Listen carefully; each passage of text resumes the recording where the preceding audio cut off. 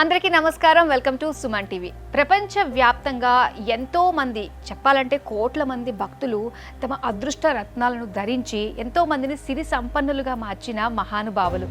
కాలసర్ప దోషాలు, దృష్టి దోషాలు, ఇంకా కష్ట నష్టాలు, అలానే చేతపళ్ళు, ఇలాంటి సమస్యలు ఏమున్నా కూడా వాటి నుంచి బయట పడేయించి వాటిని నివారించి మన జీవితాన్ని సర్వసుఖమయం చేసిన అష్టసిద్ధి ఉన్న గురుదేవులు.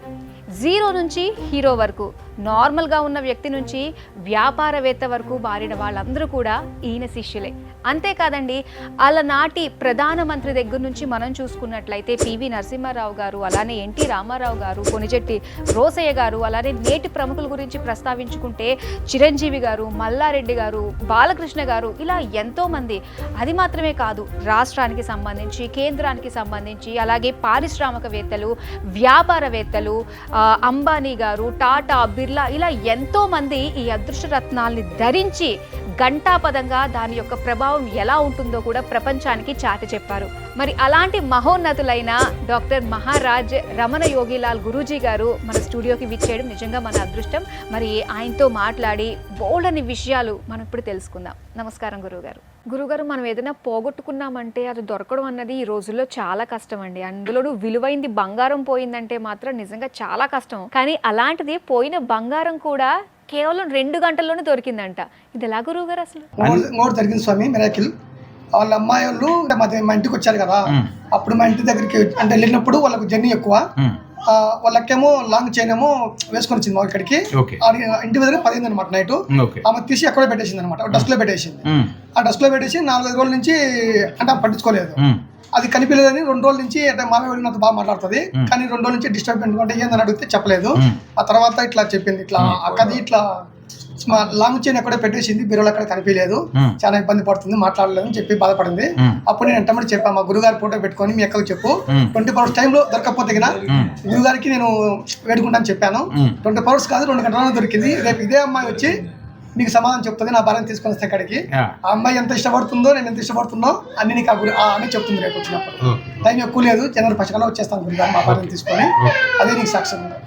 ఇది చాలా చిన్న తంత్రం ఉంటుందమ్మా, తంత్రం చెప్తాము. అసలు మన దగ్గరికి వచ్చిన వాళ్ళకి యాక్చువల్గా ఏంటంటే జాతక శాస్త్రం ప్రకారం ఎవరైతే మఖా నక్షత్రంలో పుడతారో, మఖా నక్షత్రంలో పుట్టిన వాళ్ళకి వస్తువులు పోయిన వస్తువులు ఎమ్మటే దొరుకుతాయి.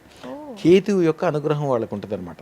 అందుకని వాళ్ళకి వస్తువులు ఎవరైనా బంగారం, మీ దగ్గర బంగారం పోయింది అనుకోండి, మఖా నక్షత్రం పోయిన వాళ్ళు ఎవరైనా ఉంటే వాళ్ళతోటి నీ బంగారం దొరికితే నీకు ఈ గిఫ్ట్ ఇస్తాను, లేకపోతే అది నీ బంగారం అనో, లేకపోతే మీకు ఏమైనా డబ్బులు ఎగ్గొడితే కూడా మఖా నక్షత్రం వాళ్ళకి ఇస్తానని చెప్తా. ఇప్పుడు కూడా మఖా నక్షత్రం వాళ్ళని ప్రేమగా చూసుకోవాలి, ఇప్పుడు పాలిస్తుండాలి, వాళ్ళని ఇప్పుడు ఎలాంటి ఇబ్బందికి గురి చేయకుండా ఉండాలి. అనుకూలంగా ఉంటే మీకు చాలా మంచి జరుగుతుంది.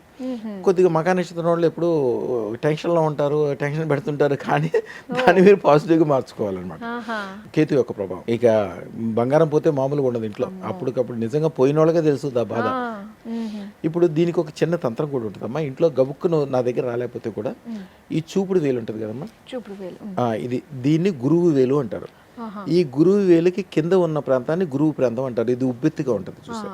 ఎవరికైతే ఇది ఉబ్బెత్తుగా ఉంటుందో వాళ్ళకి ఎప్పుడు డబ్బు గురించి సంబంధించిన ఇబ్బంది ఉండదు, ఎప్పుడు అనుకూలంగా ఉంటుంది. ఈ గురువు వేలు ప్రాంతంలో కొద్దిగా పసుపు పెట్టి దాని మీద రూపాయి బిళ్ళ, అలాగే బంగారపు వస్తువు, లక్ష్మీ బొమ్మ ఉన్నది, లక్ష్మీ కాసు ఉంటుంది కదమ్మా, శ్రావణ మాసం రోజులు కొనుక్కుంటారు, ఒక లక్ష్మీ కాసు తీసుకొచ్చి దాని మీద పెట్టి పైన ఒక రూపాయి బిళ్ళ పెట్టి ఇలాగే నొక్కి పట్టుకోవాలి. ఒక చిన్న మంత్రం ఉంటుంది, 11 సార్లు ఆ మంత్రం చదువుకోవాలి.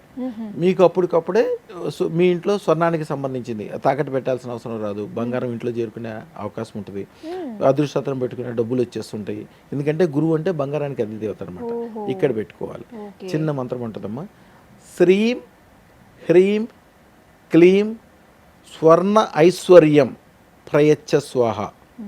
అంతే, చిన్నదే మంత్రం. 11 సార్లు చదువుకుంటే మీకు పోయిన బంగారాలు దొరకటము, పోయిన డబ్బులు రావటము, ఎవరైనా డబ్బులు ఎగ్గొడితే కూడా దానికి సంబంధించిన ఏదైనా మార్గం దొరకటము, ఇట్లాంటి పాజిటివ్లు ఇవన్నీ కూడా అదృష్టం పెట్టుకోవడానికి అవకాశం మీకు ఎమ్మటే దొరుకుతుంది. కాబట్టి ఈ గురువు ప్రాంతంలో కొద్దిగా పసుపు వేసుకొని, వీలుంటే బంగారు కాసు లేకపోతే రూపాయి బిళ్ళ పెట్టి ఆ మంత్రం చదువుకొని ఇట్లా నొక్కి పట్టుకుని 11 సార్లు మంత్రం చదవాలి.